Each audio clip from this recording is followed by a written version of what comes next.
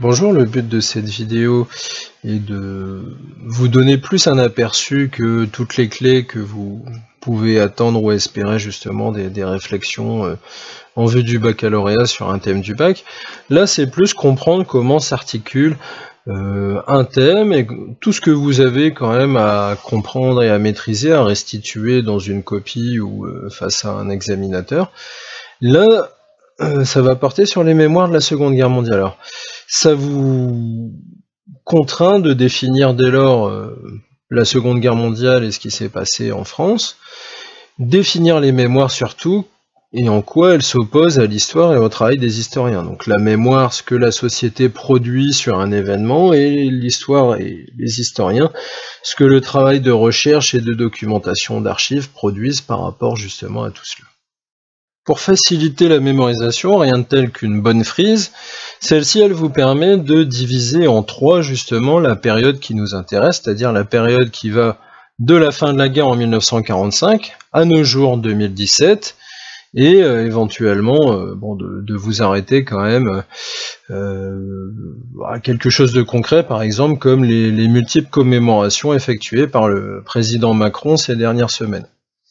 Alors, en premier, on a une période bien particulière qui va de 1945 à peu près à 1970, qui correspond traditionnellement à ce qu'on appelle le mythe résistentialiste. Alors, ce mythe résistentialiste, il est là, si vous voulez, pour imposer d'une certaine manière une vision qui est celle du général de Gaulle, de la résistance et de la France à la population, et dans l'éducation, ça s'est marqué aussi par, d'une certaine manière, un enseignement spécifique durant la 4e République et les débuts de la 5e République. Ensuite, vous avez une autre vision de cette mémoire de la Seconde Guerre mondiale qui a tourné autour du réveil de certaines mémoires. Les témoins de la Shoah, de la répression des Juifs se mettent à parler. On parle d'une certaine manière d'inversion du mythe et d'une période de doute, c'est-à-dire que le mythe d'une France toute résistante, avec la primauté qui était donnée aux prisonniers de guerre et à ceux qui y ont combattu, ça s'amenuise de plus en plus, et les témoignages des gens de l'époque permettent justement aussi de ramener une forme de pluralité dans ces mémoires qui ont été produites à la base par l'État et essentiellement autour de la résistance. Alors le procès Klaus Barbie, comme d'autres procès, Paul Touvier sera jugé ensuite peu de temps après, Maurice Papon. C'est toute une période qui va amener à la fois témoignage et procès, qui va remettre en question ce mythe résistentialiste. Alors une fois que vous avez ces deux périodes qui sont d'une certaine manière en contradiction, à partir des années 90, l'État va imposer un retour justement sur tout ce qu'il affirmait précédemment, un devoir mémoriel, un devoir de souvenir de toutes les victimes du régime de Vichy notamment, ce qu'on pourrait appeler un éclatement des mémoires et des mémoires plurielles et concurrentes, c'est-à-dire des mémoires qui peuvent porter sur la communauté juive, mais aussi des mémoires qui peuvent porter sur les soldats qui venaient des colonies, des mémoires qui peuvent porter aussi sur les persécutions spécifiques qui ont ciblé les communautés homosexuelles durant l'occupation. Alors vous voyez qu'on a trois périodes bien distinctes, on va essayer de les étudier une à une. Alors afin d'aborder ces trois parties, je vous propose de commencer par l'idée et le concept développé par Henri Rousseau de mythe résistentialiste. Ce mythe résistentialiste, il est construit sur plusieurs fondements et sur plusieurs affirmations de la France gaullienne, donc sous De Gaulle de 44 à 46, mais aussi sous la 4e République, puis de 58 à 1970 à peu près, on a justement la construction de ce mythe résistentialiste par les autorités françaises, qui mettent en avant les grandes figures de la résistance, comme Jean Moulin. Alors Jean Moulin, il va être construit en héros national, alors que c'était un personnage relativement peu connu du grand public, ce qui va amener au déplacement justement de ses restes au Panthéon. Là, je vous ai mis ici la photo d'André Malraux au Panthéon lors de la cérémonie en 64, si je me souviens bien.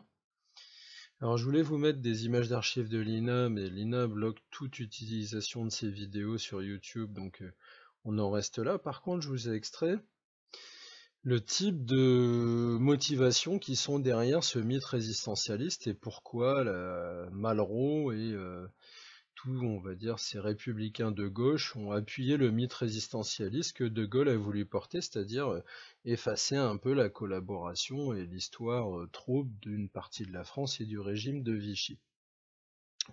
Donc cette citation, aujourd'hui, jeunesse, puisses-tu penser à cet homme comme tu aurais approché tes mains de sa pauvre face informe du dernier jour, de ses lèvres qui n'avaient pas parlé, ce jour-là, elle était le visage de la France.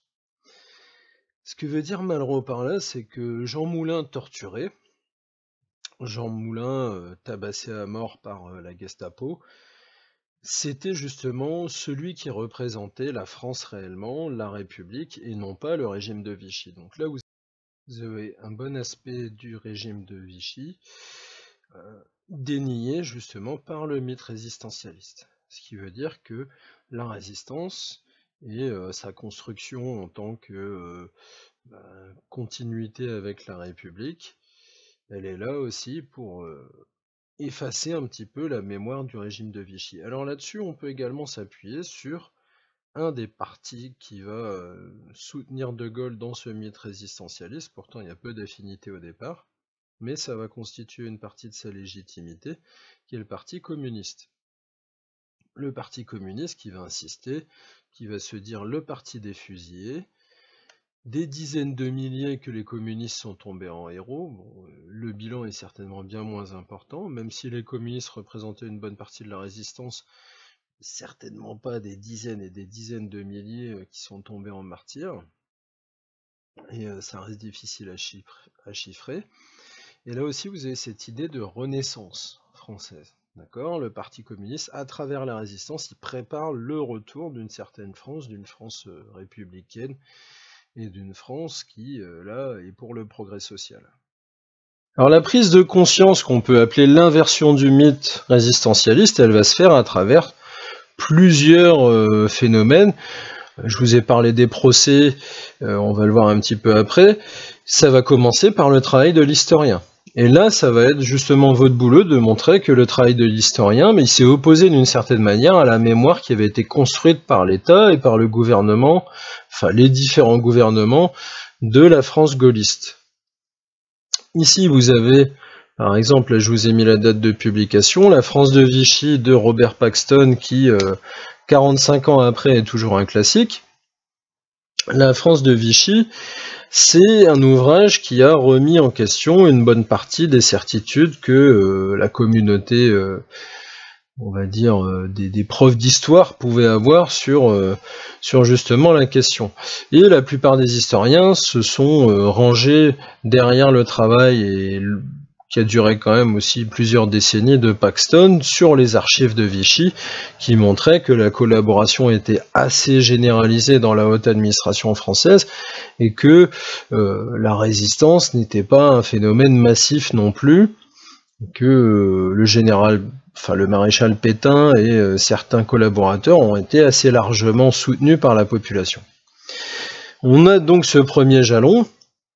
Vous pouvez également parler du documentaire de Marcel Ophuls, Chronique d'une ville française sous l'occupation, où Marcel Ophuls revient justement sur les souvenirs de l'occupation et ce que les gens ont réellement vécu, avec un regard qui est totalement différent de celui on va dire, des acteurs étatiques et de la propagande classique, dans la mesure où là, Ophuls, il va essayer de se fonder sur les souvenirs des gens tels qu'ils l'ont vécu, donc l'expérience d'un village réel, et non pas là un discours étatique.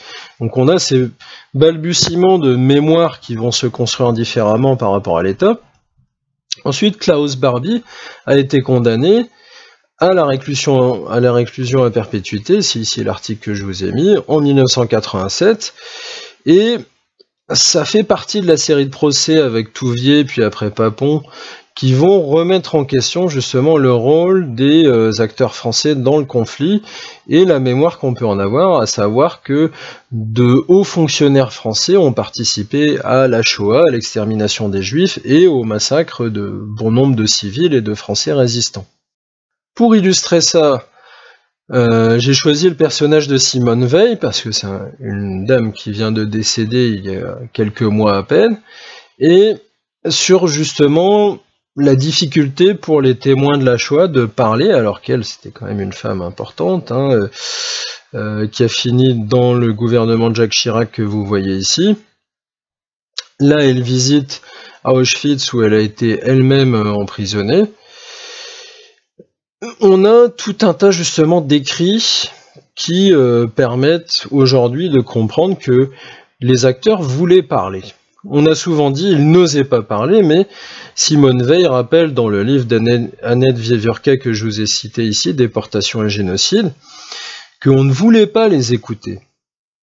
Et à chaque fois qu'ils étaient ces acteurs, qui soient juifs, on va dire homosexuels, indigènes coloniaux, ou des gens qui voulaient simplement parler de la collaboration comme un phénomène relativement important, mais ils n'avaient pas la capacité justement d'être écoutés ni par le pouvoir, ni par les médias qui étaient contrôlés, ni par la population qui ne voulait pas entendre parler de ces souvenirs, pour certains douloureux.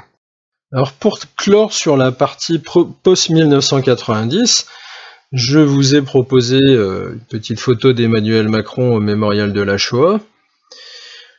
Il a beaucoup insisté en à peine 2 mois justement sur ces commémorations, en rappelant le devoir de mémoire de l'État. Ça veut dire que l'État devient lui un acteur du rappel de ces crimes parfois qui ont été commis par le régime du Vichy, et devient producteur aussi d'une certaine manière de la célébration des mémoires qui ont été modifiées par les témoins ou par les historiens. Alors ça veut dire que l'État est un acteur aussi à prendre en compte toujours aujourd'hui. Ensuite, je souhaitais vous montrer justement Henri Rousseau. Alors, Henri Rousseau, il a cela de particulier que, en tant qu'historien ici, il a toujours refusé de témoigner lors des procès. Robert Paxton, René Raymond ou Bédarida, eux, ont accepté et sont devenus de fait des acteurs de la justice. Rousseau, lui, estime que les attentes de la justice sont pas les mêmes que ceux du travail de l'historien et que l'historien risque d'être instrumentalisé, utilisé pour des causes qui sont pas les siennes. Alors, vous pouvez rappeler justement dans cette dernière partie cette réflexion qui pose bien le fait que les historiens ont un rôle relativement ambigu dans tout ce travail, et enfin terminer sur l'idée que dans ce qu'on appelle l'époque un peu postmoderne actuelle, on a un éclatement des mémoires. Éclatement des mémoires important qui a encore plus fait jour dans les années 2000. La mémoire de la Shoah étant dominante dans la société en termes de commémoration des crimes, on a eu des réactions mémorielles opposées parfois, mais surtout complémentaires. C'est-à-dire que des films comme Indigène de Rachid Bouchareb rappellent le rôle justement des soldats indigènes algériens ou des tirailleurs sénégalais, il y en a eu certains, dans la mémoire de la Seconde Guerre mondiale et dans la victoire qui a été apportée contre les nazis. Donc ce petit tableau rapide en 3 parties, mythe résistentialiste, inversion du mythe et émergence des nouveaux témoignages, puis aujourd'hui l'État qui prend en charge la mémoire, mais d'une certaine manière en collaboration avec les historiens, et un éclatement des mémoires, ce qu'on peut appeler les mémoires plurielles, ça doit vous guider, vous donner les jalons un petit peu 1945, 1970, 70, 90, 90 à nos jours. Voilà.